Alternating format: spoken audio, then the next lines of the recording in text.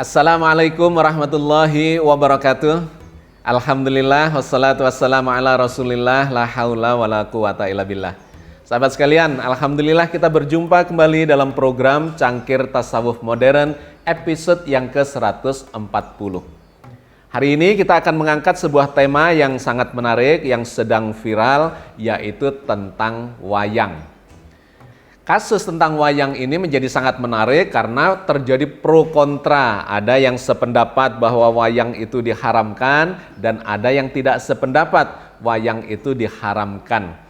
Melibatkan sekian budayawan dan kemudian juga ada tanggapan-tanggapan dari para ustadz yang terkait dengan budaya perwayangan itu. Sahabat sekalian, hari ini kita akan melakukan kajiannya berdasarkan sumber otoritatif dari dalam Al-Quran dan kemudian menggunakan pendekatan-pendekatan yang logis, rasional, dan analitik terhadap pro kontra wayang ini. Pro kontra tentang wayang ini disulut atau dimulai dari ungkapan seorang ustadz yang menjawab pertanyaan dari jamaahnya, yaitu tentang seorang dalang wayang yang ingin bertaubat katanya. Karena menganggap wayang atau pagelaran-pagelaran yang sering dilakukan oleh si dalang itu membawa dia kepada sesuatu yang berada di luar jalur keislaman. Maka dijawablah oleh ustadz itu, kalau memang mau bertobat, ya bertobatlah dan tinggalkanlah, bahkan musnahkanlah wayangnya itu. Nah, hal ini kemudian menyulut pro kontra yang sangat luas dari kalangan budayawan maupun dari sejumlah ustadz yang tidak sependapat dengan ungkapan itu. Kenapa muncul pendapat yang seakan-akan mengharamkan dan tidak membolehkan wayang itu bahkan dimusnahkan? Ada latar belakang yang menjadi argumentasi alasan dari pendapat itu, bahwa wayang itu dianggap mirip dengan patung, dengan gambar, yang oleh sebagian kalangan dari umat Islam itu dikatakan haram hukumnya, dikarenakan menjurus kepada kemusyrikan, kepada kesyirikan, memperserikatkan atau menyekutukan Allah dengan hal-hal yang terkait dengan patung dan gambar-gambar. Satu. Yang kedua, ada yang berpendapat bahwa gambar dan patung itu dilarang, diharamkan, dikarenakan ada hadis yang mengatakan dalam pendapat mereka bahwa ketika kita membuat patung atau gambar-gambar makhluk hidup, maka kelak akan dimintai pertanggungjawaban untuk menghidupkan itu. Dua. Yang ketiga, ada yang mengatakan bahwa ini adalah budaya dari luar Islam, dari agama Hindu yang sudah ada di Indonesia sebelum Islam masuk ke Nusantara ini. Maka kalau kita menggunakan atau melakukan kebudayaan yang mirip dengan budaya mereka, kebiasaan mereka, tradisi mereka, dikatakanlah kita bagian dari mereka. Nah, tiga pendapat itu secara umum kemudian memberikan argumentasi atau memberikan landasan argumentasi kepada mereka yang tidak sependapat untuk mengharamkan wayang itu, karena itu tidak bersifat islami katanya. Tetapi ada yang berbeda pendapat yang mengatakan bahwa wayang itu adalah sebuah budaya, ya, kebudayaan yang sifatnya bukan halal atau haram, tetapi mubah, boleh-boleh saja. Tidak ada larangan secara khusus di dalam Islam atau juga tidak ada perintah. Jadi boleh-boleh saja, sehingga ketika ditarik ke masa lalu di Indonesia, budaya wayang itu digunakan untuk berdakwah oleh Wali Songo, khususnya adalah Sunan Kalijogo. Di mana Sunan Kalijogo ini memanfaatkan budaya perwayangan itu, ya, wayang kulit dengan gamelan-gamelannya dan seterusnya yang terkait dengan itu untuk menyebarkan Islam di tanah Jawa ini. Sehingga berdasarkan pemikiran itu, maka ada kelompok yang membolehkan sesungguhnya wayang itu tidak haram. Oke, sahabat sekalian, mari kita mencoba melakukan analisa dan kajiannya. Kita mulai dari dalam Al-Quran Al-Karim tentang apa yang diharamkan oleh Islam itu. Maka kalau kita meninjau dalam ayat-ayat di dalam kitab suci kita, sesungguhnya yang diharamkan itu ada dua kelompok. Yang pertama adalah bendanya, ya, benda yang diharamkan, dan yang kedua adalah perbuatan yang diharamkan. Terkait dengan benda, benda apa saja yang diharamkan oleh Al-Quran atau oleh Allah melalui Al-Quran Al-Karim itu? Maka kita bisa mengacu pada sejumlah ayat. Di antaranya adalah ayat yang difirmankan Allah di dalam surat Al-An'am ayat 145. Qul la ajidu fima uhiya ilayya muharraman ala ta'imi yata'amuhu illa ayyakuna maitatan aw daman masfuhan aw lahma khinzirin fa innahu rijsun aw fisqan ukhilla li ghairillahi bih faman iturra ghaira baghi wala adin fa inna rabbaka ghafurur rahim. Katakanlah, tiadalah aku peroleh di dalam wahyu yang diwahyukan kepadaku sesuatu yang diharamkan bagi orang yang hendak memakannya, kecuali kalau makanan itu bangkai atau darah yang mengalir atau daging babi, karena sesungguhnya semua itu kotor, atau binatang yang disembelih atas nama selain Allah. Barang siapa yang dalam keadaan terpaksa, sedang dia tidak menginginkannya dan tidak pula melampaui batas, maka sesungguhnya Tuhanmu Maha Pengampun lagi Maha Penyayang. Ayat ini dengan sangat jelas memberikan gambaran kepada kita tentang pengharaman benda-benda atau makanan tertentu untuk kita konsumsi. Apa saja? Oleh Al-Quran dalam ayat ini digambarkan, satu, bangkai, yang kedua darah yang mengalir, yang ketiga daging babi. Semua ini digambarkan sebagai sesuatu yang kotor. Kemudian ada binatang yang disembelih tidak dengan menyebut nama Allah. Jadi sangat jelas digambarkan, inilah yang dilarang. Yang aku temui, kata Rasulullah, ya, aku temui di dalam wahyu yang diwahyukan. Tidak ada yang lain kecuali ini. Jadi sangat jelas yang ditunjuk benda-benda yang diharamkan untuk dikonsumsi itu. Meskipun kemudian ditambahkan di kalimat berikutnya, barang siapa terpaksa bukan karena keinginan, tetapi karena kebutuhan darurat, maka diperbolehkan. Tetapi poin pentingnya adalah ayat ini memberikan gambaran kepada kita tentang benda yang diharamkan. Ketika terkait dengan benda, maka benda itu menjadi jelas. Artinya kapanpun kita melakukan interaksi atau konsumsi terhadap benda itu, ya tetap saja itu dilarang. Dimanapun ya benda itu tetap dilarang. Atau oleh siapapun ya tetap saja dilarang, kecuali memenuhi syarat darurat. Maka menjadi diperbolehkan untuk sementara. Jadi poin yang pertama adalah yang diharamkan dalam bentuk benda. Di ayat yang berbeda terkait benda yang diharamkan ini Allah memberikan penegasan tambahannya.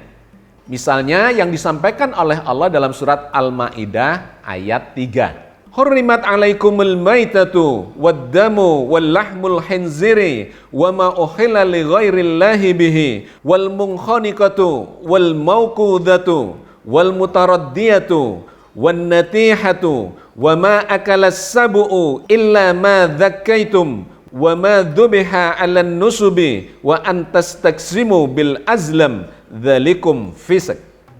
Diharamkan bagimu memakan bangkai, darah, daging babi, daging hewan yang disembelih atas nama selain Allah, yang tercekik, yang terpukul, yang jatuh, yang ditanduk, dan diterkam binatang buas, kecuali yang sempat kamu menyembelihnya. Dan diharamkan bagimu yang disembelih untuk berhala. Dan diharamkan juga mengundi nasib dengan anak panah. Itu adalah kefasikan. Ayat ini memberikan kriteria tambahan terhadap benda-benda yang diharamkan itu.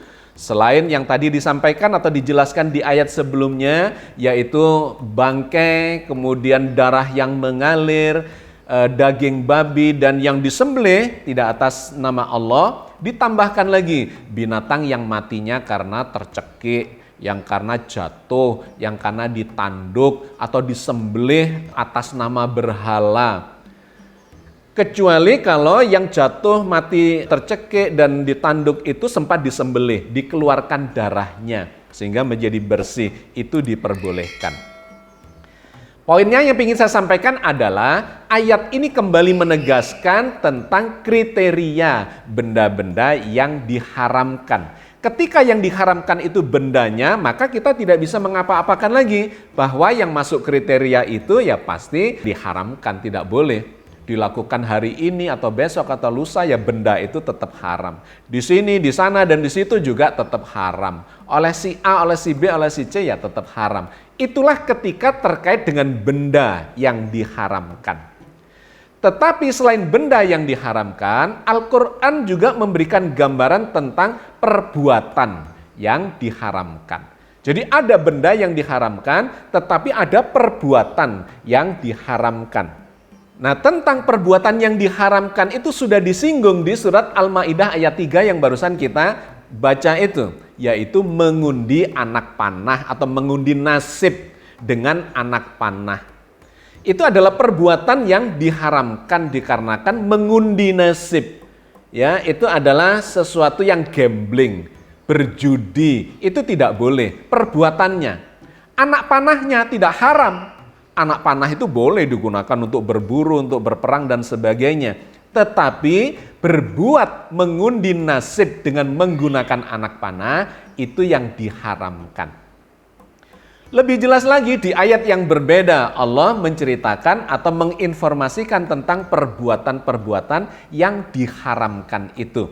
Misalnya dalam surat Al-A'raf ayat 33. Qul innama harrama rabbiyal fawahisha ma zahara minha wa ma batana wal isma wal baghya bighairil haqqi wa an tusyriku billahi ma lam yunazzil bihi sultana wa an taqulu 'alallahi ma la ta'lamun.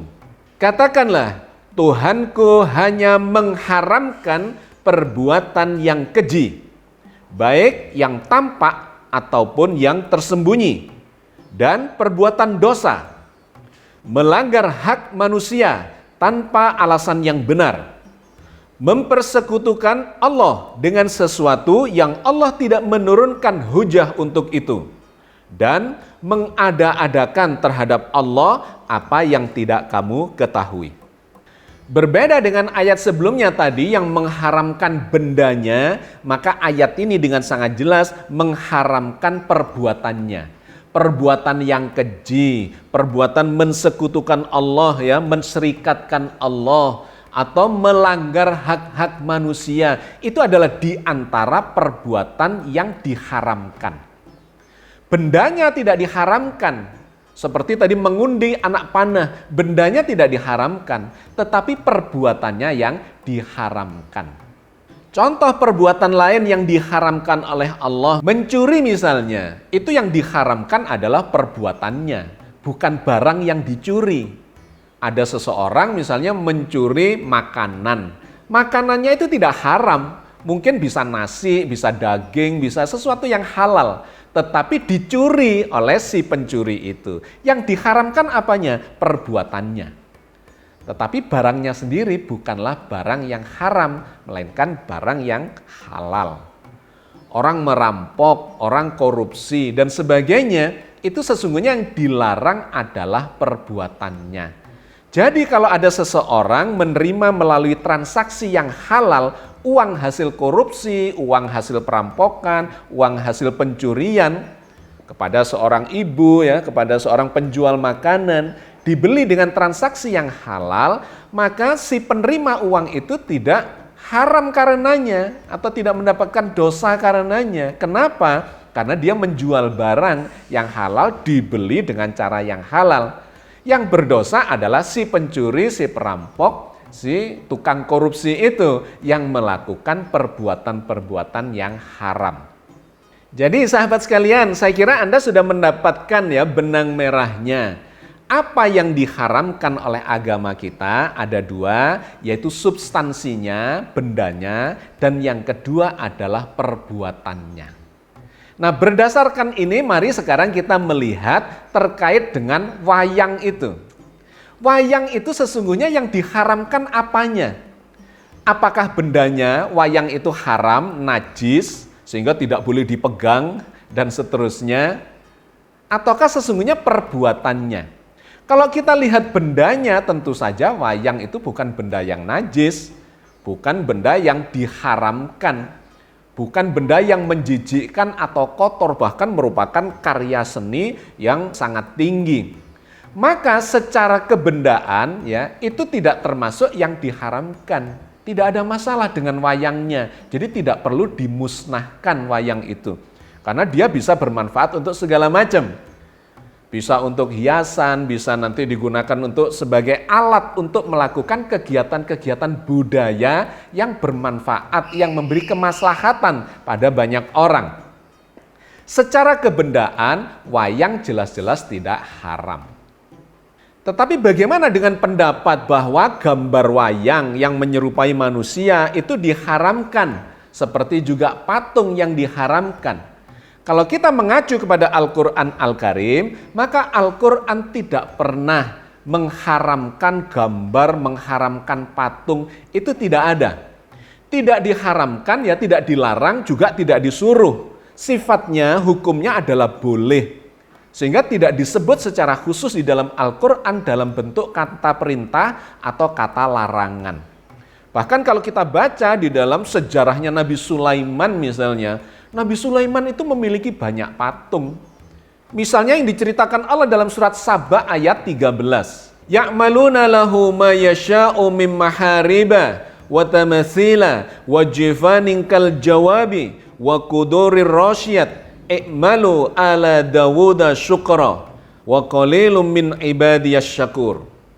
Mereka itu membuat untuk Sulaiman apa yang dikehendakinya dari gedung-gedung yang tinggi dan patung-patung dan piring-piring yang besarnya seperti kolam dan periuk yang tetap berada di atas tungku.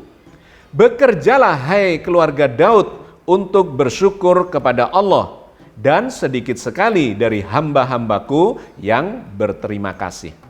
Di zaman Nabi Sulaiman digambarkan oleh ayat ini, beliau membangun gedung-gedung yang tinggi, bikin patung-patung untuk hiasan di sekitar istananya, bikin periuk-periuk industri, metalurgi, kolam-kolam, dan sebagainya. Digambarkan banyak patung-patung di istana Sulaiman. Apakah diharamkan oleh Al-Quran? Tidak. Apakah diperintahkan? Juga tidak. Hanya diceritakan bahwa di zamannya Nabi Sulaiman, beliau itu memiliki karya-karya, salah satunya adalah patung-patung yang jumlahnya sangat banyak, yang menjadi hiasan di istana beliau, baik yang outdoor atau indoor, itu terdapat banyak patung-patung digambarkan dalam sejarah.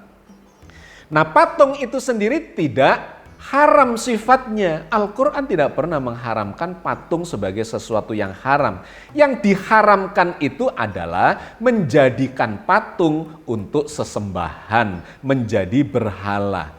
Jadi yang diharamkan bukan bendanya tetapi perbuatannya. Nah, itu diceritakan oleh Al-Quran dalam banyak ayat. Di antaranya di zamannya Nabi Ibrahim terkait dengan penentangan Ibrahim kepada tradisi masyarakat waktu itu yang menyembah patung-patung sebagai berhala. Allah bercerita tentang itu di dalam surat Al-Anbiya ayat 52 sampai 54. Idz qala li abihi wa qaumihi ma hadhihi tamathilul lati antum laha akifun. Ingatlah ketika Ibrahim berkata kepada bapaknya dan kaumnya, patung-patung apa ini yang kamu tekun beribadat kepadanya? Qalu wajadna aba'ana laha abidin. Mereka menjawab, kami mendapati bapak-bapak kami menyembahnya. Qala laqad kuntum antum wa aba'ukum fi dhalalim mubin. Ibrahim berkata, sesungguhnya kamu dan bapak-bapakmu berada dalam kesesatan yang nyata. Jadi terkait dengan patung itu yang haram bukan patungnya, bukan bendanya, tetapi perbuatan yang memanfaatkan patung itu dalam bentuk kemusyrikan, menyembah patung, menyembah berhala, itu yang diharamkan di dalam Al-Quran dalam banyak ayat. Nah, sama dengan wayang itu. Wayang itu yang haram bukan bendanya, tidak perlu dimusnahkan. Tetapi dimungkinkan ada satu praktek atau amalan yang menjadikan wayang untuk kegiatan yang musyrik, yang menyekutukan Allah. Nah, itu perbuatannya yang dilarang. Tetapi wayang itu sendiri bersifat netral. Sama dengan ketika ditanyakan, pisau itu haram apa halal? Ya nggak haram, nggak halal, boleh. Perbuatan menggunakan pisau untuk kejahatan lah yang haram. Tapi kalau pisau digunakan untuk kebaikan, ya tentu saja halal, baik-baik saja. Senjata misalnya, keris misalnya, ya apakah itu halal ataukah haram? Ya boleh. Menjadi haram ketika keris itu digunakan untuk kegiatan yang musyrik misalnya, ya menjadikan sebagai jimat, memiliki kekuatan yang kemudian diagung-agungkan dan sebagainya. Itu yang menjadi haram, perbuatannya itu yang haram, bukan kerisnya. Batu permata, akik misalnya, ada yang mengatakan haram, tidak. Bendanya tidak haram, tapi perbuatannya yang kemudian menjadi bisa haram karenanya. Termasuk wayang, apakah wayang itu haram secara bendanya? Tentu saja tidak.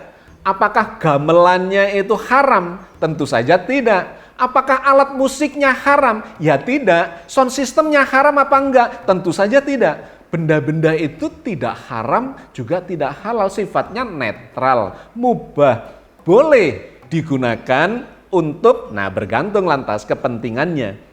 Kalau digunakan untuk hal-hal yang tidak baik, maka perbuatannya itu menjadi haram sifatnya. Tetapi kalau digunakan untuk kebaikan, untuk pendidikan, ya, untuk melakukan atau menyampaikan dakwah tentang kebajikan dan seterusnya, ya tentu saja itu menjadi boleh. Kenapa? Karena semua itu adalah media belaka, alat saja. Alat musik ada yang mengatakan itu haram sehingga alat musiknya dimusnahkan. Ya tidak perlu, alat musiknya tidak haram. Musik itu bisa digunakan untuk berdakwah, termasuk terkait dengan budaya Jawa ini ya, gamelan. Tetapi bisa juga gitar, kemudian piano, elektron, organ, drum dan sebagainya. Itu bukan benda haram. Itu adalah benda yang boleh, ya mubah sifatnya, tidak haram, tidak halal, boleh digunakan untuk kepentingan apa saja. Jadi sahabat sekalian, terkait dengan wayang itu sesungguhnya bukanlah barang-barang benda-benda yang diharamkan oleh Islam. Tidak ada itu perintah mengharamkan, melarang untuk menggunakan wayang. Tidak ada. Itu adalah hal-hal yang boleh seperti pisau, seperti senjata, seperti perhiasan, seperti pakaian dan sebagainya dan sebagainya. Itu adalah hal yang dibolehkan, tidak dilarang. Yang dilarang adalah ketika menggunakan semua itu untuk kegiatan yang bersifat tidak baik, yang keji, yang melanggar hak orang lain, yang mensekutukan Allah dan seterusnya dan seterusnya. Karena itu tidak heran Wali Songo menggunakan, memanfaatkan media budaya ini, wayang ini justru untuk berdakwah. Ada musiknya, ada syairnya, ada cerita-cerita yang diadaptasi dari berbagai macam cerita. Memang sebagiannya adalah cerita yang diadaptasi dari agama Hindu atau budaya Hindu tentang Mahabharata, tentang Ramayana. Tetapi itu sudah dimodifikasi oleh Sunan Kalijogo khususnya. Misalnya kalau kita mendengarkan cerita wayang ya tentang Pandawa Lima. Pandawa itu adalah keturunan dari Pandu, yang lima. Itu oleh Sunan Kalijaga dimanfaatkan untuk menjelaskan rukun Islam yang 5. Disimbolkan dengan para aktor ya, para tokoh yang ada di dalam Pandawa 5 itu. Misalnya Yudhistira itu digambarkan orang yang jujur, orang yang sabar, yang ikhlas, tidak pernah berbohong dan seterusnya, yang memiliki jimat kalimasada. Apa itu jimat kalimasada? Adalah kalimat syahadat. 1. Yang kedua, Bima atau dikenal juga Werkudara. Itu digambarkan sebagai orang yang tegas, yang tegak posisinya. Yang kemudian disimbolkan sebagai rukun Islam yang kedua, yaitu menegakkan sholat. Yang ketiga adalah Arjuna, yang digambarkan sebagai seorang tokoh yang bersifat halus, santun, suka bertirakat, ya, sakti, suka bertapa. Nah, itu menggambarkan atau menyimbolkan rukun Islam yang ketiga, yaitu puasa. Kemudian nakula dan sadewa digambarkan sebagai simbol dari zakat dan haji. Jadi sahabat sekalian, ketika wayang ini digunakan untuk berdakwah, ya menjadi tidak masalah. Termasuk ada Punokawan misalnya. Digambarkan di sana ada Semar, Gareng, Petruk, Bagong, ya, di mana cerita-ceritanya, guyonannya itu, guroannya itu memiliki nilai filsafat yang sangat tinggi untuk memberikan nasihat-nasihat kepada kita, kepada yang mendengarkan wayang itu. Oke, sahabat sekalian, saya kira sudah jelas masalahnya. Sesungguhnya Al-Quran tidak pernah melarang budaya, misalnya wayang itu termasuk musik, gamelan, berpuisi dan sebagainya, karena semua itu netral belaka. Yang menjadi dia bernilai negatif atau positif adalah ketika digunakan untuk apa. Ketika untuk hal-hal yang tidak baik, maka menjadi diharamkan, menjadi dilarang. Oke ya, saya kira kita cukupkan sampai di sini. Mudah-mudahan ini memberikan klarifikasi terkait dengan pertanyaan yang disampaikan oleh beberapa kawan di dalam forum kita dan juga yang sedang menjadi viral di sekitar kita. Mudah-mudahan Allah senantiasa membimbing kita di jalan yang diridhoinya. Amin ya rabbal alamin. Assalamualaikum warahmatullahi wabarakatuh.